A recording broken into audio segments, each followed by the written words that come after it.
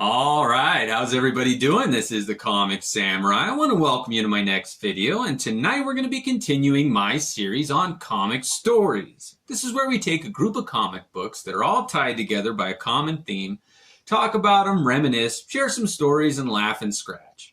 Now tonight's theme is going to be comic books that answer my top 10 burning questions. Now my favorite part of making these videos is reading the comments from other comic book collectors like you. So I thought it'd be fun to come up with 10 great questions that I want to know your answers to. Let's go ahead and jump right in. Question number 1. What is your favorite free comic book? I want to know what comic books you didn't pay for or trade for, but somebody gave to you.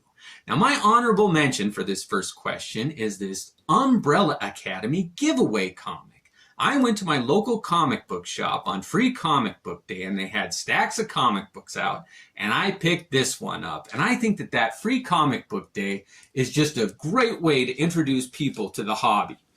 My answer to that question is this Hulk 109. About 20 years ago, I put in an order for this vendor and through the mail, and when my package came, I opened it up and they had a note inside that said they really appreciated my business and they liked my taste in comic books. And they said I might dig this one. And it's a beautiful issue. I just love this cover.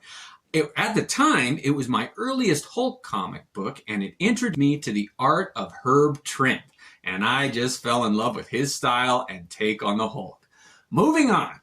Question number 2.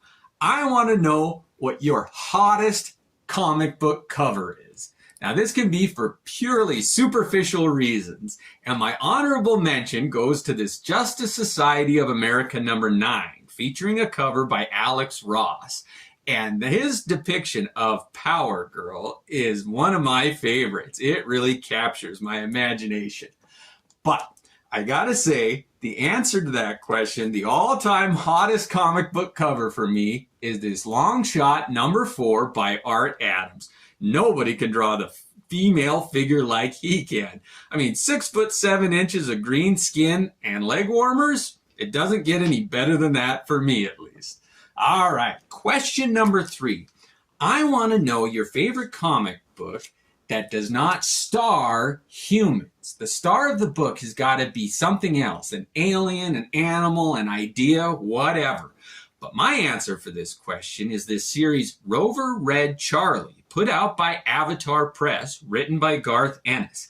And it's a post-apocalyptic tale that follows these 3 dogs during an zombie apocalypse type event that wipes out all of the humans, and they have to band together and figure out how to survive in this world. And it is a heartwarming tale. It's a different twist on the zombie apocalypse comic book. It's a 6-issue limited series and they have collected it in trade paperback, and if you can find it that way or these originals that are probably in dollar bins, each issue you can read in less than 5 minutes and it'll put a smile on your face, I guarantee it. All right, moving on. Question number 4. I want to know what comic book you wish more people read and knew about. And my stock answer to that question is always this X-Men Annual 11. It's the best single issue I have ever read, written by Chris Claremont, art by Alan Davis, and it tells a story of the X-Men that is epic. Now, I've never mentioned this before, but this comic actually features the death of Wolverine. And nobody ever talks about that, but he does die in this comic book. He also shares a kiss with Storm that is underrated. I think it's the best kiss in comic books. These 2 warriors know that the end is near and they want to let each other know they respect each other and they share some love. So, moving on. Next up, question number 5. I'm only going to do 5 in this first part. But, question number 5, what is your favorite comic book related item? So this one is not a comic book, it's an item that has to do with comics. Now this is the Batman movie adaptation comic from the Batman film from '89 starring Michael Keaton and Jack Nicholson. And I fell in love with that movie as a kid, and as I grew up, my first job was working at a pizza joint, and my last chore of the night was cleaning all of the video games in the arcade. And I wipe off all the pizza sauce and cheese. Anyway, life went on, and I ended up going into this business this one time, and they had a bunch of pinball machines that they were refurbishing.